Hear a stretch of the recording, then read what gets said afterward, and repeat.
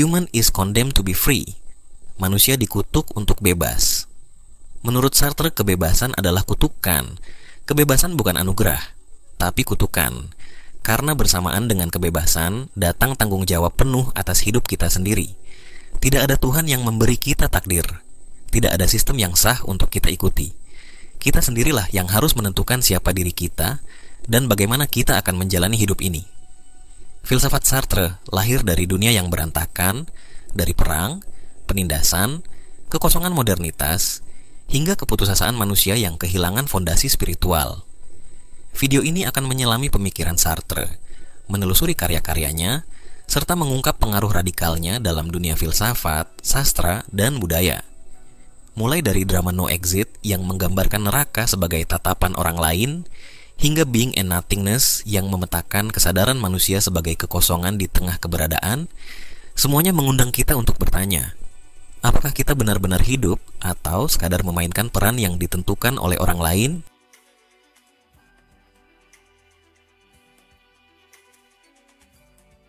Jean-Paul Sartre lahir pada tanggal 21 Juni 1905 di Paris, Prancis, dalam sebuah keluarga kelas menengah terpelajar.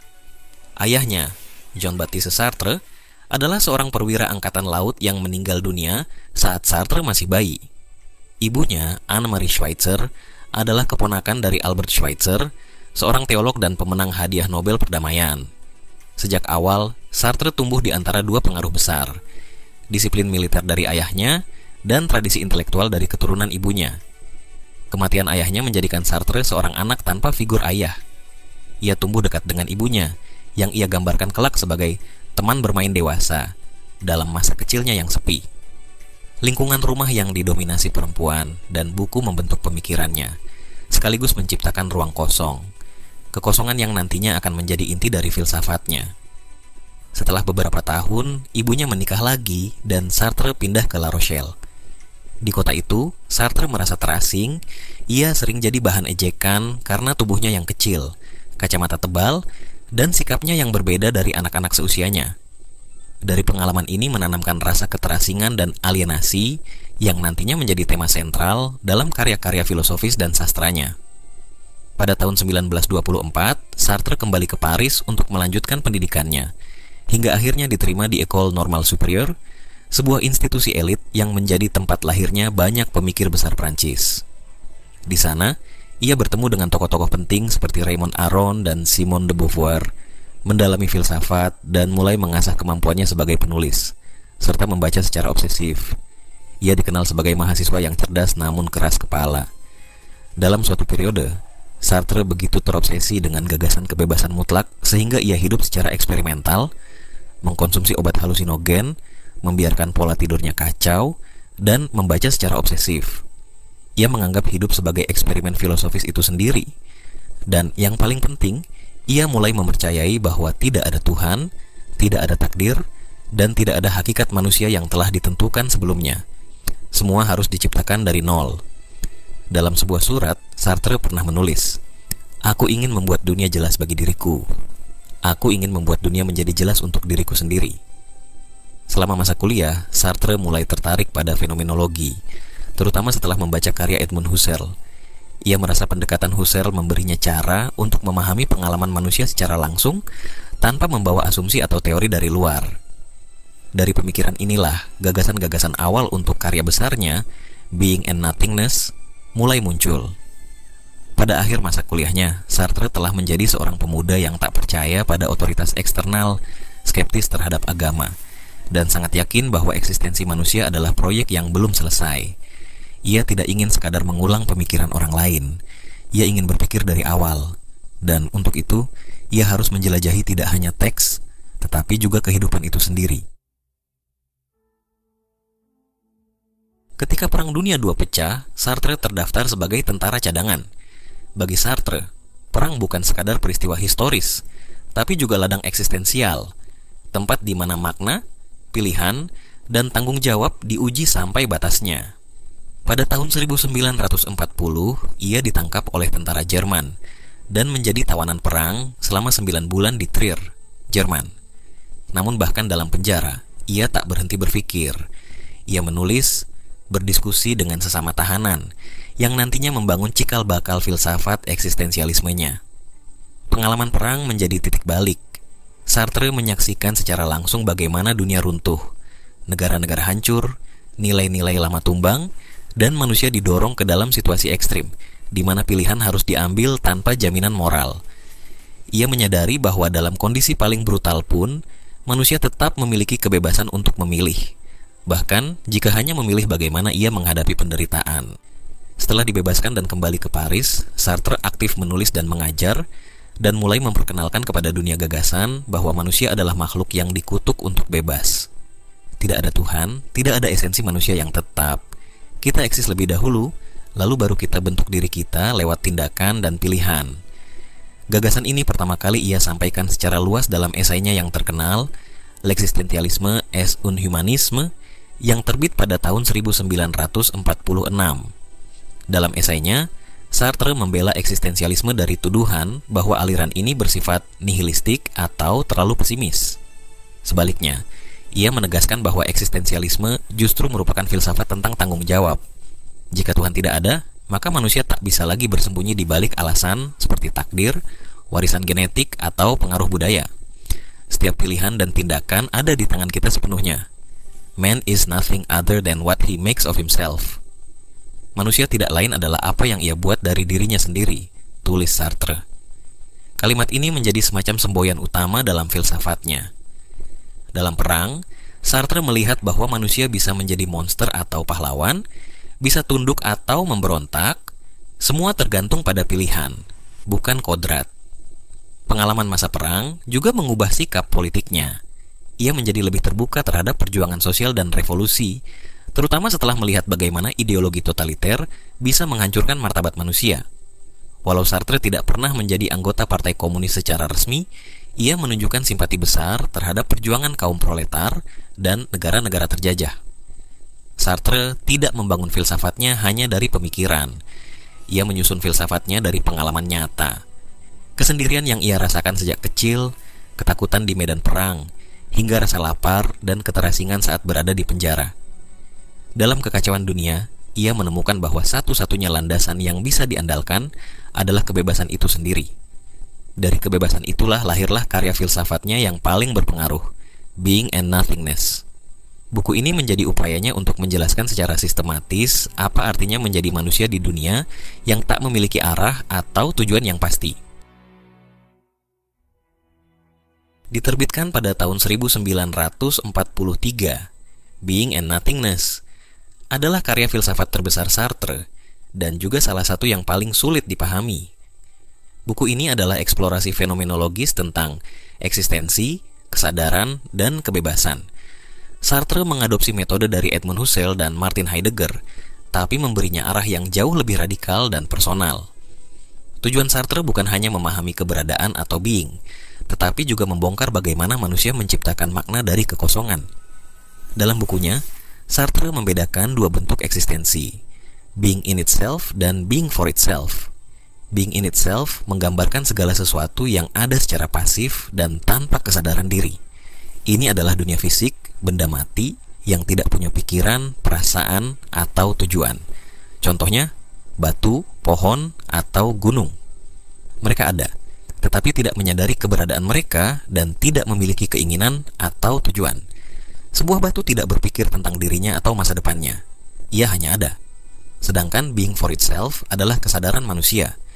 Berbeda dengan batu, manusia sadar akan dirinya dan tahu bahwa ia belum selesai. Manusia dapat membayangkan dirinya berbeda dari apa yang ia alami sekarang dan memutuskan untuk berubah. Misalnya, seorang pelukis yang merasa dirinya hanya sebagian dari potensi kreatifnya, dan karena itu, ia terus berusaha berkembang melalui karya-karya baru. Manusia adalah proyek yang terus bergerak, selalu berubah dan merancang masa depannya. Bagi Sartre, manusia adalah makhluk yang belum selesai, selalu dalam proses membentuk dirinya. Setiap saat, manusia sedang bergerak dari siapa dirinya sekarang menuju siapa yang ia inginkan. Misalnya, seorang mahasiswa yang merasa belum mencapai potensi penuh dirinya dan berusaha keras untuk menjadi versi terbaik dari dirinya melalui studi dan pengalaman. Ruang antara siapa ia sekarang dan siapa ia ingin jadi, ruang kosong itu, adalah tempat di mana kebebasan tinggal. Inilah inti dari filsafat Sartre. Kesadaran manusia adalah ketiadaan. Kesadaran tidak memiliki substansi, tidak padat, tidak tetap. Kesadaran adalah lubang di dunia yang penuh benda. Dan justru karena itu, manusia bebas. Karena manusia tidak terbuat dari sesuatu yang tetap, ia bisa mengubah dirinya. Consciousness is nothingness.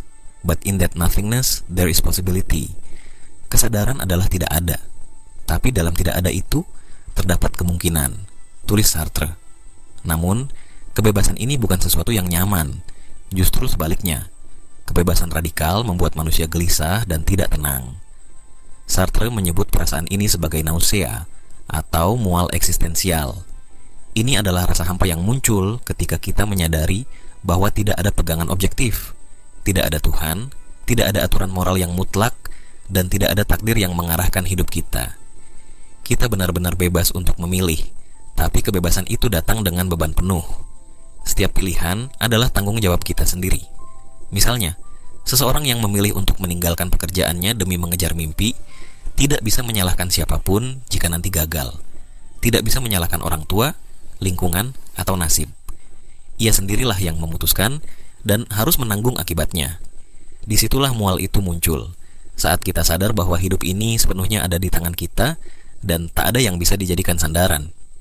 Konsep penting lain dalam buku ini adalah mauvaise foi, atau itikat buruk. Ini terjadi ketika seseorang berbohong kepada dirinya sendiri untuk menghindari beban kebebasan. Misalnya, seorang manajer yang terus-menerus mengatakan bahwa ia tidak bisa melakukan perubahan di tempat kerjanya karena aturan yang ada atau kondisi yang tidak bisa diubah. Padahal sebenarnya ia hanya takut mengambil keputusan atau tanggung jawab. Dengan meyakinkan dirinya bahwa ia terjebak dalam keadaan yang tidak bisa diubah, ia menghindari kenyataan bahwa ia bebas untuk memilih dan bertindak. Sartre sangat kritis terhadap perilaku seperti itu. Ia percaya bahwa menipu diri sendiri adalah bentuk penolakan terhadap kemanusiaan kita yang sejati, yakni kebebasan untuk mencipta diri. Kita harus mengakui bahwa kita bebas, bahwa tidak ada alasan untuk tidak bertindak kecuali jika kita sendiri memilih untuk tidak bertindak. Dalam Being and Nothingness, Sartre membangun seluruh struktur pemikiran yang akan mendasari karya-karyanya yang lain, baik dalam bentuk esai, drama, maupun novel. Ia tidak hanya menyusun filsafat, tapi juga menciptakan kerangka untuk memahami apa artinya menjadi manusia di dunia yang acuh tak acuh. Pada tahun 1938, Sartre menulis novel La Nausée, karya fiksi pertamanya yang juga menjadi salah satu yang paling dikenal luas. Novel ini kemudian diadaptasi ke dalam beberapa film dan pertunjukan teater. Tokoh utamanya, Antoine Roquentin, seorang sejarawan yang hidup menyendiri di kota kecil Bouville, menjalani rutinitas harian yang monoton. Meneliti arsip untuk menulis biografi tokoh sejarah bernama Rolibon, makan di tempat yang sama, berjalan di taman yang sama, dan duduk di kafe yang sama. Namun perlahan, sesuatu berubah. Ia mulai memperhatikan hal-hal sepele, batu, akar pohon, gerakan tubuh orang-orang, dan semuanya tampak asing, menjijikkan, tak beraturan. Ia mulai merasakan bahwa segala sesuatu di dunia ini ada begitu saja, tanpa makna, tanpa alasan. Dari kesadaran itulah muncul perasaan mual, yang oleh Sartre disebut nausea. Segala sesuatu ada, dan saya menyadarinya, dan itu menjijikkan. Dunia yang dulu tampak teratur kini terasa kosong. Konsep sejarah, tujuan, dan moralitas tampak rapuh. Ia bahkan meragukan masa lalu. Apakah itu sungguh pernah terjadi, atau hanya ilusi yang dipaksakan pada saat ini? Dalam kekosongan itulah absurditas muncul. Tidak ada Tuhan, tidak ada takdir, tidak ada makna. Sartre menyimpulkannya ini dalam satu kalimat, manusia dikutuk untuk bebas. L'homme est condamné à être libre. Kebebasan ini bukan hadiah, tapi beban. Roquentin sadar bahwa tanpa makna bawaan, manusia sendiri yang harus menciptakan makna. Maka di akhir novel, ia meninggalkan proyek sejarahnya dan memilih menulis sebuah novel, bukan tentang masa lalu, tapi tentang hidup itu sendiri. Mungkin suatu hari saya akan menulis buku. Saya akan menolak semua kebohongan dan hanya menuliskan yang sungguh-sungguh ada. Nausea adalah ekspresi paling awal dari filsafat Sartre yang penuh dengan kegelisahan. Tapi Roquentin bukan nihilis. Ia tidak menyerah. Ia menyadari bahwa dalam dunia yang tanpa makna, justru manusialah yang harus mencipta makna. Di akhir novel, Roquentin membayangkan menulis novel sebagai cara untuk memberi bentuk pada kekacauan, dan itu menjadi titik awal dari pemberontakan eksistensial. Karya fiksi Sartre lainnya adalah trilogi The Roads to Freedom. Meskipun direncanakan sebagai 4 bagian, Sartre hanya berhasil menyelesaikan 3 bagian secara utuh. Bagian keempat tidak pernah ia selesaikan hingga meninggal dunia. Novel ini mengikuti kehidupan Mathieu Delarue, seorang filsuf yang bergulat dengan kebebasannya sendiri di tengah ancaman perang dunia. Melalui karakter ini, Sartre mengeksplorasi dilema moral, pilihan politis, dan ketakutan akan masa depan. Mathieu, seperti Sartre sendiri, menyadari bahwa tak ada cara untuk lari dari kebebasan. Kita harus memilih bahkan dalam kondisi paling kacau. Sartre juga menulis banyak drama panggung seperti No Exit. No Exit atau dalam bahasa Prancis Huis Clos adalah drama karya Sartre yang ditulis pada tahun 1944 dan pertama kali dipentaskan pada tahun 1946. Karya ini merupakan salah satu drama paling terkenal dari Sartre dan sering menjadi bahan kajian dalam bidang sastra dan filsafat. Drama ini berpusat pada 3 orang yang sudah meninggal dan menemukan diri mereka terjebak di sebuah ruangan, tempat yang ternyata adalah neraka. Mereka tidak bisa keluar dan harus terus-menerus berhadapan satu sama lain untuk selamanya. Sartre menggunakan drama ini untuk menyampaikan gagasan bahwa neraka bukanlah tempat fisik, melainkan kondisi eksistensial manusia. Neraka muncul ketika seseorang dipaksa menghadapi dirinya sendiri dan semua keputusan yang telah diambil. Tidak ada jalan keluar dari konsekuensi tindakan, dan setiap individu harus bertanggung jawab atas siapa dirinya. L'enfer, c'est les autres. Neraka adalah orang lain. Ketiga tokoh itu saling menilai, saling menatap, dan secara perlahan menghancurkan satu sama lain. Ini mencerminkan bagaimana dalam kehidupan nyata kita sering hidup di bawah bayang-bayang pandangan orang lain. Jika kita tidak hati-hati, kita bisa kehilangan kebebasan karena terlalu sibuk memainkan peran yang diharapkan oleh lingkungan sekitar.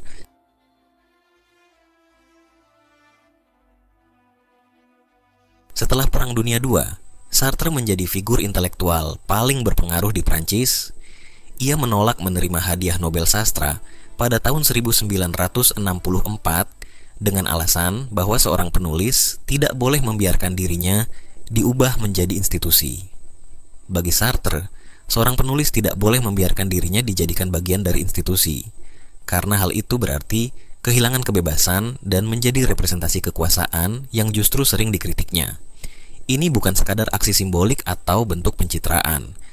Sartre benar-benar menolak segala bentuk penghargaan resmi sejak awal karirnya, karena ia percaya bahwa seorang intelektual seharusnya tetap independen dan tidak terpengaruh oleh sistem.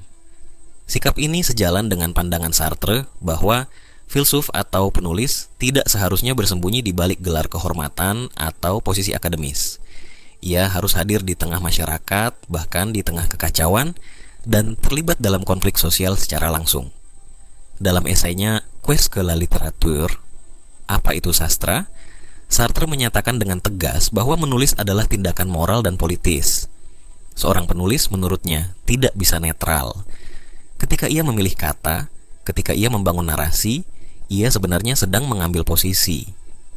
Oleh karena itu, seorang penulis yang sadar terhadap kondisi dunia tidak bisa menutup mata terhadap ketidakadilan, penindasan, atau kekerasan yang terjadi di sekitarnya. Ia harus berkomitmen. Sartre menggunakan istilah literatur engagée atau sastra yang berkomitmen, yakni karya yang secara sadar mengambil peran dalam perjuangan moral dan sosial. Baginya, bahkan diam adalah bentuk pilihan. Tidak menulis tentang penderitaan sama dengan membiarkan penderitaan itu terus terjadi. Pernyataan Sartre bahwa setiap kata membawa akibat, bahkan diam pun adalah bentuk pilihan, mencerminkan pandangan eksistensialnya tentang tanggung jawab individu. Manusia, menurut Sartre, adalah makhluk yang bebas, tetapi kebebasan itu menuntut tanggung jawab. Kita tidak bisa menghindar dari kenyataan bahwa setiap tindakan atau ketidaktindakan memiliki konsekuensi moral. Komitmen politik Sartre tidak berhenti di tulisan. Ia secara aktif mendukung gerakan-gerakan pembebasan di berbagai belahan dunia. Ia mengecam kolonialisme Prancis di Aljazair dan berpihak pada pejuang kemerdekaan, meskipun itu membuatnya dibenci oleh kalangan nasionalis Prancis. Ia juga vokal menentang keterlibatan Amerika dalam Perang Vietnam dan menunjukkan solidaritas terhadap gerakan mahasiswa dan kaum muda yang menuntut perubahan sosial. Pada Mei 1968, ketika terjadi gelombang demonstrasi mahasiswa dan buruh di Paris, Sartre turun langsung ke jalan, berdialog dengan para demonstran, dan menggunakan status intelektualnya untuk memberi legitimasi kepada gerakan tersebut. Ini menunjukkan bahwa baginya, filsafat tidak bisa dipisahkan dari kehidupan nyata. Hubungannya dengan Marxisme juga kompleks. Sartre tidak menerima begitu saja ajaran Marxisme yang dominan pada zamannya, terutama yang terlalu menekankan pada determinisme materialis, yakni pandangan bahwa kesadaran manusia sepenuhnya ditentukan oleh kondisi ekonomi dan sejarah. Sebagai seorang eksistensialis, Sartre menolak pandangan bahwa manusia hanyalah hasil dari struktur. Ia percaya bahwa manusia tetap memiliki kebebasan untuk memilih. Namun, ia juga mengakui bahwa kebebasan itu tidak terjadi di ruang hampa. Dalam bukunya Critique of Dialectical Reason, Sartre mencoba menyatukan dua kutub ini, kebebasan eksistensial dan kesadaran historis. Menurutnya, manusia memang bebas, tetapi kebebasannya selalu terjadi dalam konteks sosial, ekonomi, dan historis yang membatasi sekaligus membuka kemungkinan. Artinya, manusia memang bisa memilih, tetapi pilihan itu tidak pernah sepenuhnya netral. Ia dibentuk oleh kelas sosialnya, oleh latar belakang budayanya, oleh sistem politik yang mengitarinya. Sartre mencoba menciptakan semacam Marxisme eksistensialis, sebuah pendekatan filsafat yang menggabungkan pengakuan terhadap struktur sosial dengan keyakinan bahwa manusia tetap bertanggung jawab atas tindakannya. Persahabatannya dengan tokoh-tokoh besar, terutama Simone de Beauvoir, sangat erat, baik secara intelektual maupun pribadi. Mereka sering berdiskusi dan saling memengaruhi, terutama dalam pemikiran tentang kebebasan dan peran perempuan dalam masyarakat. Namun, dengan Albert Camus, hubungannya sempat memburuk karena perbedaan pandangan politik dan moral. Camus menolak pembenaran terhadap kekerasan, bahkan dalam konteks revolusioner. Ia percaya bahwa pemberontakan harus tetap dibatasi oleh moralitas. Sartre, sebaliknya, berpandangan bahwa dalam kondisi penindasan ekstrem, kekerasan bisa menjadi alat yang sah untuk membebaskan manusia. Ini bukan karena Sartre menyukai kekerasan, tetapi karena ia melihat dunia tidak netral. Dalam kondisi kolonial atau otoriter, menolak kekerasan bisa berarti membiarkan kekerasan terus berlangsung. Bagi Sartre, tidak memilih pun adalah pilihan, dan itu bisa jadi bentuk kolaborasi pasif dengan kekuasaan. Kehidupan politik Sartre pada akhirnya mencerminkan inti dari gagasan eksistensialismenya, bahwa dunia tidak memberikan nilai-nilai atau makna, melainkan manusia sendirilah yang harus menciptakan nilai dan makna melalui tindakan. Tidak ada jaminan bahwa tindakan kita akan benar atau sukses, tetapi tidak bertindak sama sekali berarti menyerah pada absurditas dunia. Sartre tahu bahwa pandangan politiknya tidak selalu tepat dan ia tidak mencoba membangun sistem moral yang sempurna. Namun, ia konsisten pada satu hal, bahwa kebebasan tidak bisa dipisahkan dari tanggung jawab. Jean-Paul Sartre meninggal pada tahun 1980 dan pemakamannya dihadiri lebih dari 50.000 orang, memperlihatkan pengaruh besar yang dimilikinya. Sartre bukan hanya seorang filsuf akademik, tetapi juga simbol perlawanan terhadap keterpaksaan. Pemikiran eksistensialisme Sartre memengaruhi sastra dengan penulis-penulis pasca perang di Eropa dan Amerika Latin yang mengangkat tema-tema seperti absurditas, pilihan, dan tanggung jawab, meskipun mereka tidak sepenuhnya sejalan dengan ideologinya. Dalam filsafat, eksistensialisme Sartre berfokus pada pengalaman konkret manusia dan memberikan dasar bagi pemikiran eksistensial Kristen serta kritik budaya dari kelompok Frankfurt dan pasca strukturalisme Perancis. Meskipun Sartre tidak secara langsung terlibat dalam feminisme, pemikirannya berpengaruh pada karya Simone de Beauvoir, terutama dalam The Second Sex, yang membahas bagaimana perempuan sering dipaksa menjadi yang lain oleh pandangan laki-laki. Di bidang psikologi, Sartre mengembangkan existential psychoanalysis sebagai alternatif terhadap psikoanalisis Freud, dengan fokus pada manusia sebagai proyek yang sedang diciptakan, bukan korban masa lalu. Pengaruh Sartre juga terlihat dalam budaya populer, di mana tema-tema eksistensial muncul dalam musik, film, dan teater, serta dalam karakter-karakter seperti Neo di The Matrix dan Tyler Durden di Fight Club. Meskipun kritik terhadap Sartre ada, terutama dari filsuf postmodern seperti Derrida dan Foucault, yang menilai eksistensialisme Sartre terlalu gelap dan individualistis, pengaruhnya tetap besar. Warisan Sartre bukan hanya tentang gagasan, tetapi juga tentang keberanian untuk berpikir bebas, menolak dogma, dan menghadapi kebebasan. Filsafat Sartre akan terus relevan selama manusia masih mempertanyakan siapa mereka dan apa yang harus mereka lakukan. Di zaman yang serba cepat dan penuh distraksi ini, filsafat Sartre tetap relevan. Kita hidup dalam masyarakat yang cenderung menyeragamkan melalui budaya konsumtif, media sosial, standar kesuksesan, dan ketakutan akan kegagalan. Sartre mengingatkan kita bahwa kita selalu bisa berkata tidak. Tidak pada peran yang dipaksakan, pada sistem yang menindas, pada hidup yang tidak kita pilih. Namun, kebebasan yang Sartre maksud bukanlah euforia. Itu adalah beban. Ia menulis, manusia dikutuk untuk bebas. Artinya kita tidak bisa lari dari tanggung jawab atas hidup kita sendiri. Tidak ada yang bisa disalahkan, tidak keadaan, orang tua, atau takdir. Kita yang memilih dan pilihan itulah yang membentuk kita. Bahkan jika kita diam, itu pun adalah pilihan. Bahkan jika kita menyerah, itu adalah keputusan. Dalam dunia Sartre, tidak ada pahlawan yang datang untuk menyelamatkan kita. Tetapi justru karena itu, setiap orang punya kesempatan untuk menjadi dirinya sendiri, untuk menjadi otentik.